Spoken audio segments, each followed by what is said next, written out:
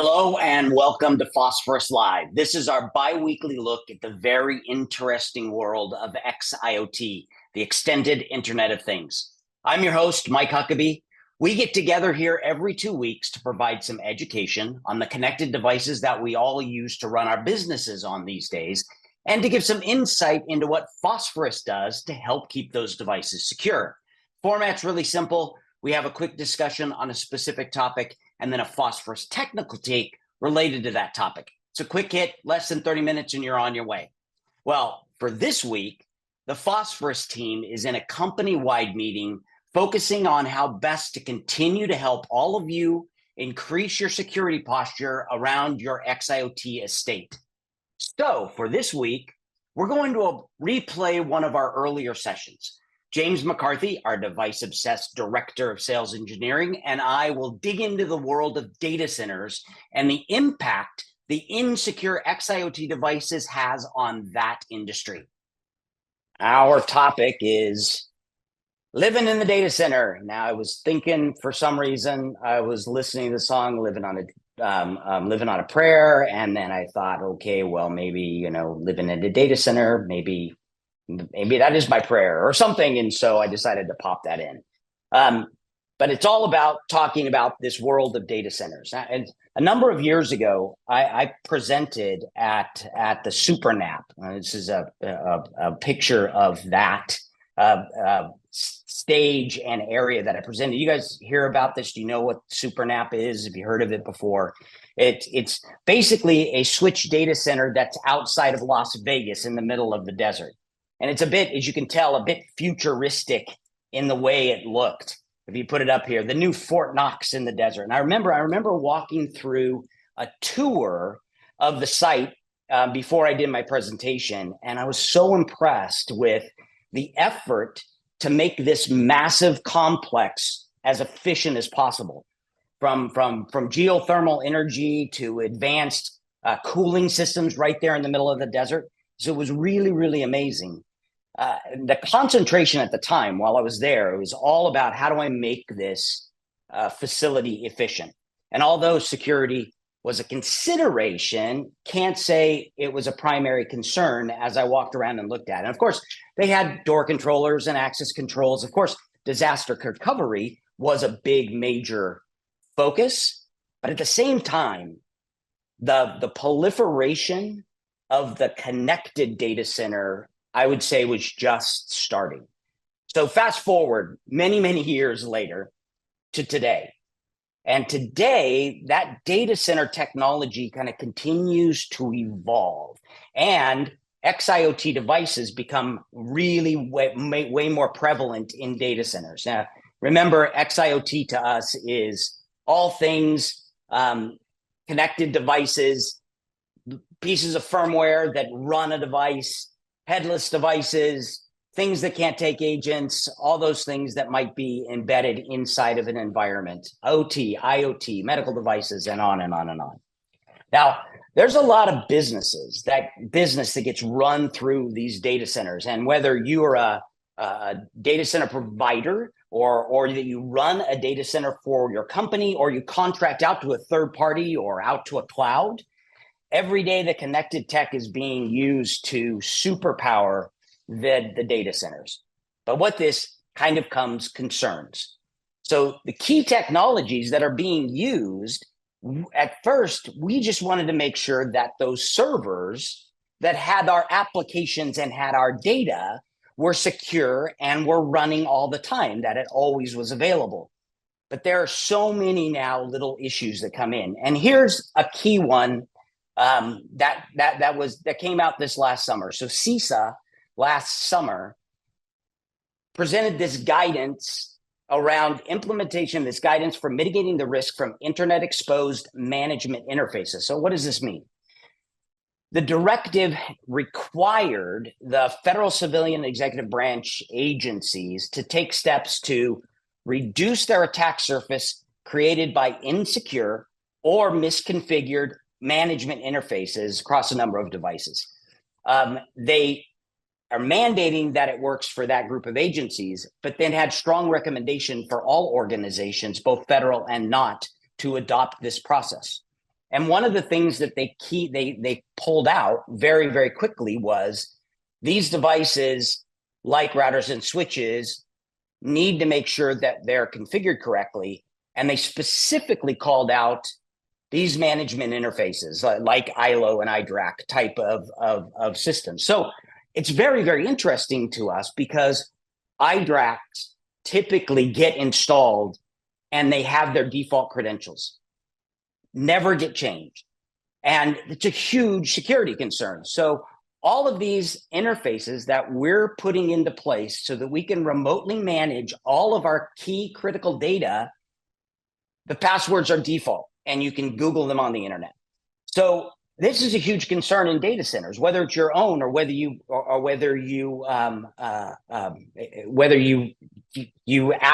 it when you contract with somebody else to be able to do it.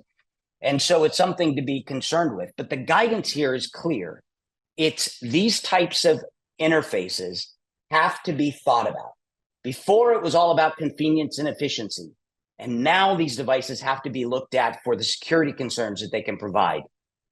And this other piece of detail that I wanted to bring up as well in the data center, 35% of data center UPS devices are vulnerable to attacks because they have insecure passwords and they have things that are unopened, and they all carry so many CVEs with vulnerabilities related to the firmware that they have on those devices. For so long, we just haven't looked at it. We haven't paid attention to it. We put things into place, and quite often in some of that data centers, like the SuperNAP that I went to, they've had UPS systems that have been running for 15 years and never being updated. So the question becomes, whoa, what are the devices that we really need to be paying attention to? So this is a smattering of things across the board that you might see in a data center, from the racks in the middle and UPSs that are there to make sure we have battery backups, to the KVMs that are installed. And those KVMs get installed again so often with default credentials and are never updated and never touched. And I'm sure you all have all been in data centers yourself, looking and pulling one of those out that has probably been used for the last 20 years inside that data center. Everything is connected, and the power with the PDUs that are there on every single rack are a huge concern. So often we're looking at disaster recovery at a large viewpoint, but a single PDU can have multiple CVEs, allowing for remote takeover into those devices, and the power distribution can be drastically changed, which means that all of the power going to a rack could be removed or could be changed so that some of the devices that are either not getting enough power, getting too much power, may act differently. So it's a huge concern in those, because what we're doing is we're installing and not thinking about it and never updating them. I have a couple of other things that are in here. One of the things that's so interesting is just overall access control in data centers, using the access vestibules, being able to go through, or man traps, being able to go through and make sure that you know who the people are that are coming in, and cameras that might be watching people that are inside of it. Well, sometimes cameras not only have default credentials as well as out-of-date firmware. However, there may be settings on there that when you get an advanced adversary that may be able to take hold inside of there, changing settings on the camera that don't allow the people viewing the data center to be able to see what they need to be able to see. So we know that there's concerns around the different types of devices that they have. By the way, that's an iDRAC up in the top left corner. These devices need to be paid attention to, but not only for the devices that you own, or that the data centers that you own, or if you are a provider at a data center, making sure that you're doing the right things, but also, are we all asking the questions? The users of the data centers, all of us that are putting data and applications, are we asking these key questions about the infrastructure? Quite often we ask, do you have redundant power, or do you make sure that the doors are locked so nobody can get in there? But are you patching your UPS? And what consistency are you doing that? Are you managing the passwords on PDUs? And what consistency are you using to do that? So I like to say, we got to keep it secure. And if we're not the ones keeping it secure, we got to ask the people who need to make it secure. So I wanted to give that just a little bit of a brief oversight of some of the issues within the data centers. And now I want to hand it over to our sales engineer, James, to be able to give us his perspective on that, utilizing what we might be able to see within the Phosphorus interface. James? And awesome. Yeah, I'm on mute now. They're unmuted. Thank you, Huck and Mike. I appreciate that. So, yeah, you made a couple points that I wanted to just double click on real quickly here. My background was in engineering and network engineering specifically, and for the early parts of my career, a lot of my job was migrating on-premise infrastructure to a shared hosted environment. And a lot of my customers at the time, they did a really good job of asking, like you said, the questions about, how are you, kind of securing the physical access to the building, right? Are you ISO certified? Do you have, disaster recovery plans? They had all these questions, but no one ever really asked the questions of, how are you actually updating, the IoT that's in that building? Are you actually maintaining those cameras and those devices? And I think that's something we're starting to see a shift in, the kind of the maturity of our customers, where they are starting to ask those questions, and hopefully more and more, because of the security risk that those things represent, right? We know that having access to the server through an ILO or an iDRAC card is a pretty big risk. It is the keys to the kingdom. So I want to show real quickly here through the UI. Go ahead and share out my screen. So some interesting views and some things that we can do around the world of PDUs, right? We know that the iDRAC and ILO use case is pretty straightforward. We understand that these things are connected to a server and they have literal physical access to the machine and can do pretty much anything they want. But with a PDU, I think it's a little trickier. It's a little sneakier, because while they are on the network and we always think of them as just a battery or just a simple power delivery mechanism, they are actually intelligent. Not only do they have an IP address, but a lot of times these PDUs are connected to the server infrastructure in a logical way as well, not just from a power standpoint, right? They've either got a USB connection or an additional network cable that then connects to that infrastructure. And so they end up being these kind of large security risks that just they go mostly looked at, right? Because of that. So I want to pull one of those up here in the UI. So, inside of Phosphorus, right, we have the ability to go out and discover these things. In the wild, we have data center customers today where they've come to us with this use case specifically, where they said, hey, we've got a bunch of PDUs. We need to, first and foremost, know where they all are, right? And then we can start talking about understanding context and remediating those issues. But I think this is a good example right here of one of these PDUs. This is just a Raritan PDU. We see these. They're fairly ubiquitous. We see them kind of everywhere. And for us, being able to go in here and do discovery and find that IP address, find the MAC address, that's really cool. That's helpful that we can get that and be confident in that. But when we start looking at additional context is where I think things get really interesting. And so when we're looking at this example of PDU here, this is a live device. This is actually in our labs in Nashville. But we can start to understand a little bit more about the device, not just the IP address and the MAC address, but what firmware version is it running? What are the power specifications of that device? Context that might not be a security concern, but maybe is an operational concern, right? Maybe the data center company needs to know that. But then we get into some, I think, really interesting things like, is SSH enabled or disabled on that device? Right, that's something that you probably want to know if you're running one of these devices in your environment. Is Telnet enabled or disabled, right? And so what we can actually do is not only see those settings, but we can alert on that and actually tell the end user through Phosphorus that one of these devices is configured insecurely. And I think the power of being able to do that in real time as we detect those insecure configurations is really strong. And so if we click on this alert here, you can see this takes us to the alerts screen. There's some historical alerts, but not only do we have an insecure device, but we also have out-of-date firmware, right? So you've talked, you kind of talked a little bit earlier about, how these things can have, vulnerabilities, CVEs associated with them. They're out of date. We also can talk about how they're insecurely configured. We can see here, this version of firmware is actually fairly recent. This is September of 23, but even that recent of a firmware upgrade still has multiple newer versions that have come out since then. Now that's going to vary by vendors. Some vendors are going to come out with new firmware every month. They're going to try and be very proactive and patch these vulnerabilities as they're discovered. Other vendors might go a year or two between major firmware version releases. But the idea of being able to track that, understand it in your environment, and then do something about it. And I think that's where one of our superpowers is the fact that we're talking to these devices, we're talking to these PDUs, and helping organizations actually secure them. One additional use case I wanted to talk through here on the PDU is our ability to, because again, our superpower is talking to the device, we have this ability to understand more context than what kind of comes out of the box by default. And one of those things is actually looking at the certificates that are deployed to these devices.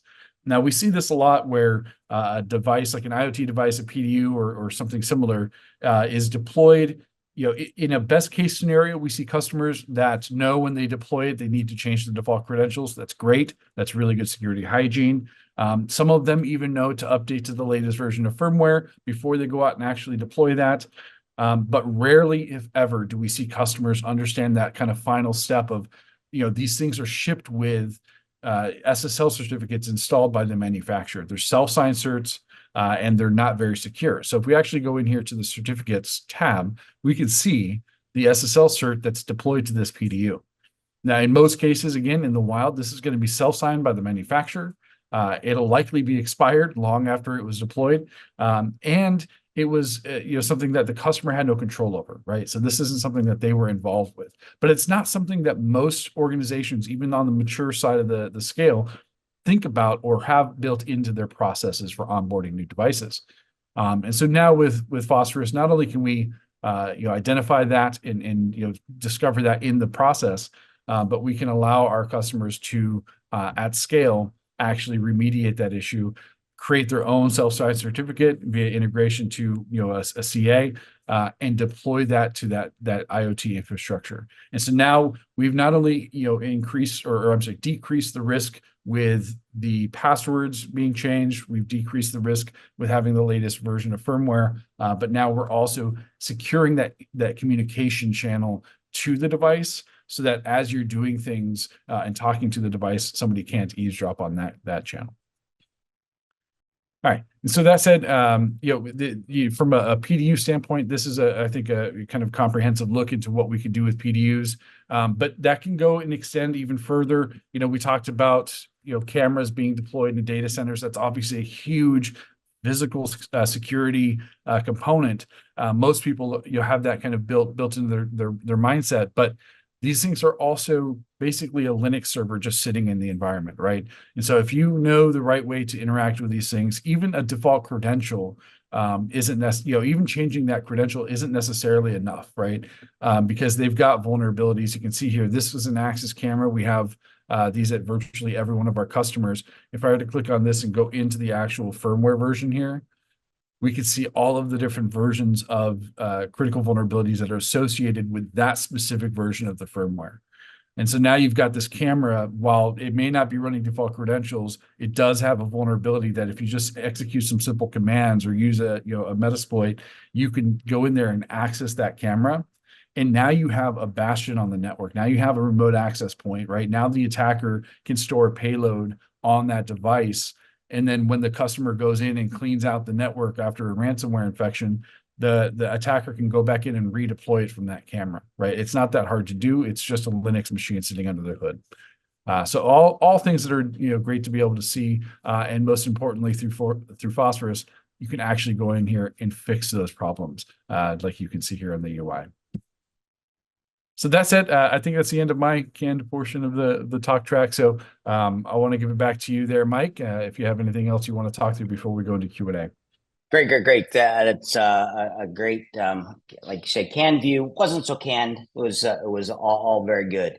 Yeah. So with like I said, one of the things that we like to do is at least to give a little bit of insight into some areas that actually impact all of us, even though we may not be completely in control from a security professional perspective of managing these types of devices. But it gives us, we like to say, and James likes to say, he's device obsessed, and everywhere he goes, he's always looking to see what's the device and how can it be compromised. And we hope to give you a little bit of that same kind of passion as well when you join us for this this session every other week. Thank you, everybody, for joining this week. We hope you enjoyed the replay. We're going to be back in 2 weeks on September 19th, and we're going to spend a little time hacking xIoT devices. We'll see you then.